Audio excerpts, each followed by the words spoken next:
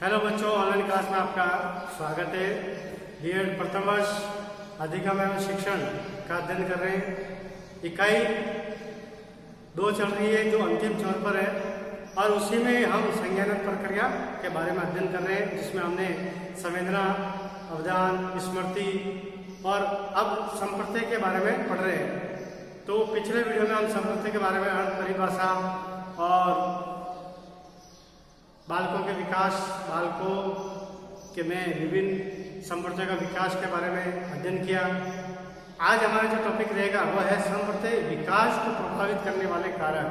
यानी आपके अंदर जो ज्ञान आप ले रहे हो, आप किसी भी चीज को कॉन्सेप्ट क्लियर कर रहे हो तो उसको प्रभावित करने वाले कारक कौन से।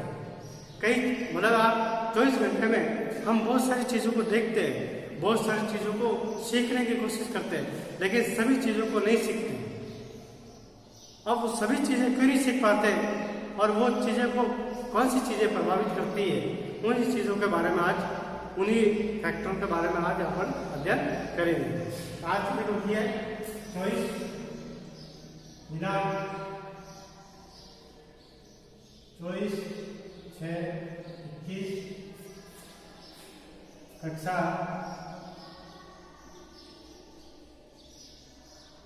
BEd first year.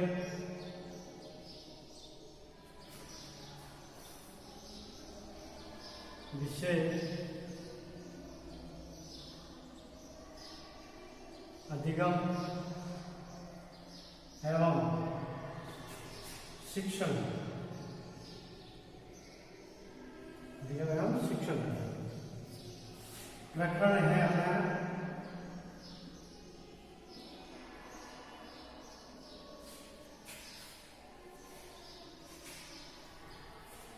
यहाँ पे कर देता हूँ।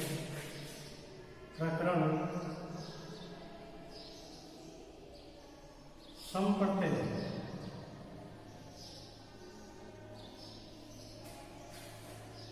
विकास को प्रभावित करने वाले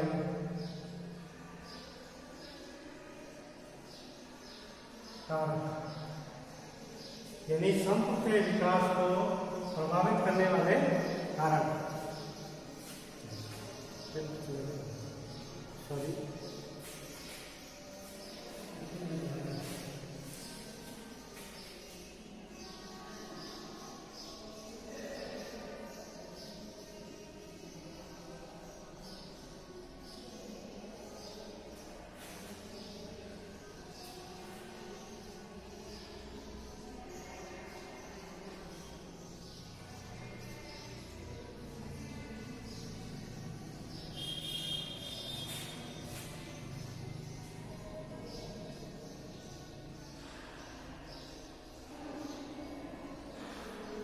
संप्रत्यय विकास को प्रभावित करने वाले कारक, यानी इन कारकों के बारे में अध्ययन करेंगे। तो संप्रत्यय विकास की प्रक्रिया को अनेक परिवेशीय एवं शारीरिक कारक प्रभावित करते हैं। इन कारकों का प्रभाव बालकों के प्रत्यय विकास पर प्रत्यक्ष अप्रत्यक्ष रूप से पड़ता है। प्रत्यय विकास को प्रभावित करने वाले कारकों को निम्नलिखित रूप से स्पष्ट किया जा सकता है, निम्न बिंदुओं के माध्यम से स्पष्ट किया जा सकता है। सबसे पहला है कि चिंतन शक्ति का विकास, चिंतन शक्ति का विकास, चिंतन शक्ति का विकास।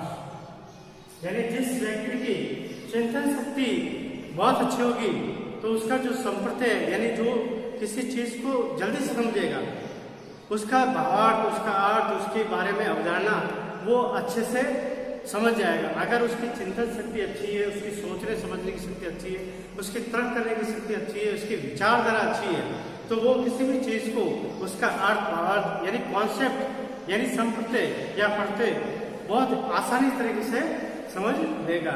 यानी जिन बालकों की चिंतन शक्ति अधिक होती है उन बालकों में प्रत्यय का विकास तीव्र गति से होता है, क्योंकि ये बालक प्रत्येक वस्तु का गहराई से निरीक्षण करते हैं। चिंतन शक्ति से रहित या कमजोर बालकों में प्रत्यय का विकास धीमी गति से होता है। यानी जिसकी चिंतन शक्ति अच्छी होगी या चिंतन शक्ति अधिक होगी, तीव्र होगी, वो किसी भी संप्रदाय या कॉन्सेप्ट को अच्छे से समझ लेता है। अब है सामाजिक वातावरण। दूसरा है सामाजिक वातावरण।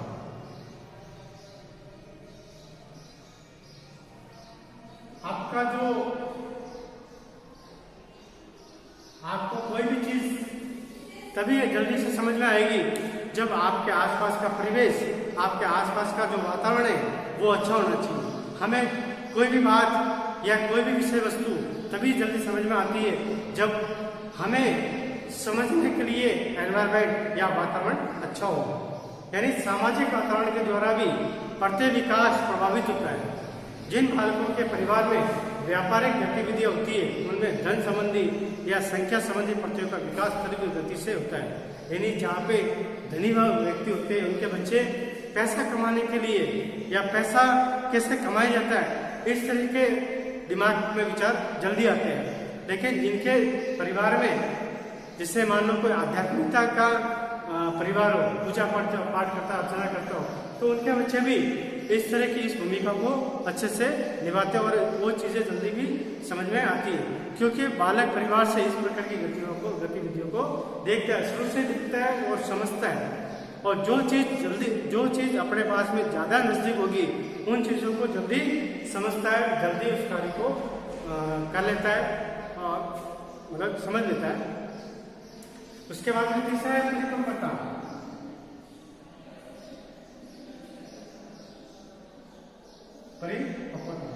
हर व्यक्ति, हर बालक, प्रत्येक बालक एक समय पर आकर, एक आयु में आकर परिपक्व होता है।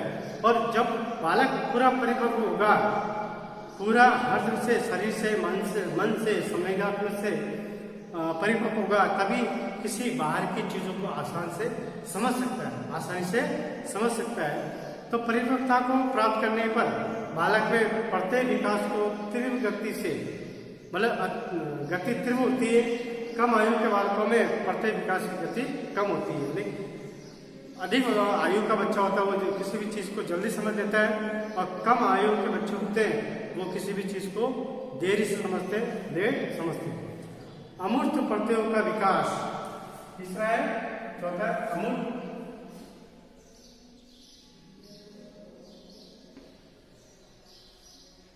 अमूर्त प्रत्ययों का विकास। यानी अमूर्त प्रत्ययों का विकास, जितना अमूर्त प्रत्यय यानी प्रत्यक्ष चीजें दिखाई देती है, जिससे मुझे जो मेरे आंखों के सामने जो चीजें दिखाई देगी वो जल्दी समझ में आएगी और उसके प्रति हमारा ज्ञान भी जल्दी से प्राप्त होगा। लेकिन हमें कोई चीज अप्रत्यक्ष है यानी हमें दिखाई नहीं दे रही है, तो उसके लिए वो ज्ञान हमें जल्दी से प्राप्त नहीं होगा।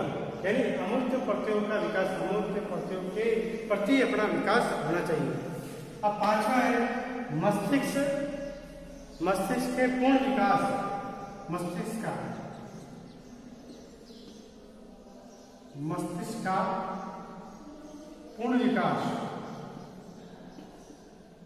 यानी जिस बालक का मस्तिष्क का पूर्ण विकास होगा वो हर बात को, हर कॉन्सेप्ट को अच्छे से समझ सकता है,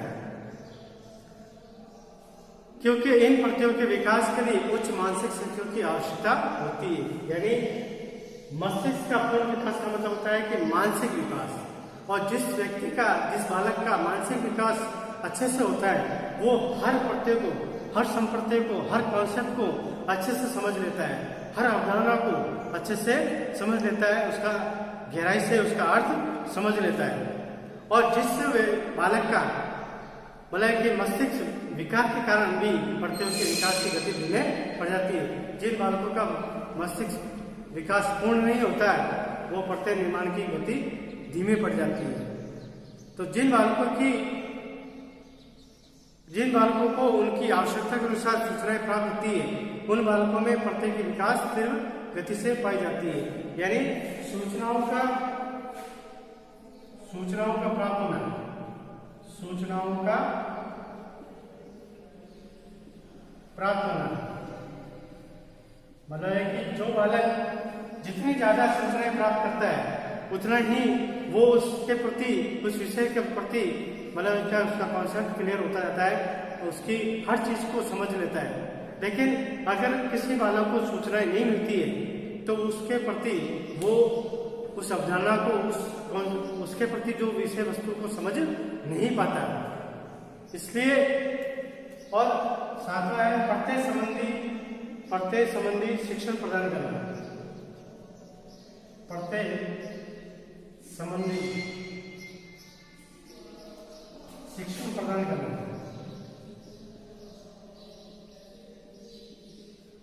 एक तो बालक या शिक्षार्थी स्वयं समझने की कोशिश करता है, लेकिन एक स्वयं के समझने में और एक दूसरों के द्वारा बताने में दोनों में अंतर होता है। दूसरा जो व्यक्ति बताता है उसके बारे में पूर्ण ज्ञान बताएगा, एक पूर्ण विस्तारित रूप से उसको बताएगा, लेकिन अपन स्वयं के द्वारा आधी अधूरी चीजों को समझ पाते हैं, यानी अपना संप्रत्यय पूर्ण समझ में नहीं आता, वो अवधारणा पूरी समझ में नहीं आ पाती। आठवां है ज्ञानेंद्रियों का स्वस्थ होना।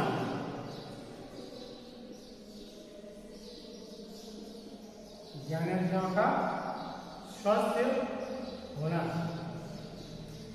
हम कोई भी ज्ञान प्राप्त करते हैं वो ज्ञानेंद्रियों के माध्यम से ही करते हैं।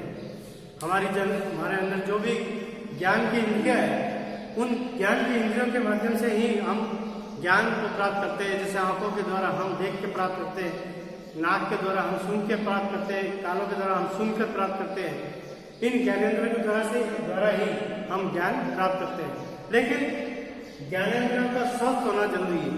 ज्ञानेंद्रियों का स्वस्थ हो, आप ज्ञानेंद्रियों के द्वारा, ज्ञानेंद्रिया अगर आपके स्वस्थ है, यानी ज्ञान की इंद्रिया आपकी स्वस्थ है, उतना ही आप अच्छा ज्ञान प्राप्त करेंगे, उतना ही आपका संप्रत्यय अच्छे से समझ में आएगा।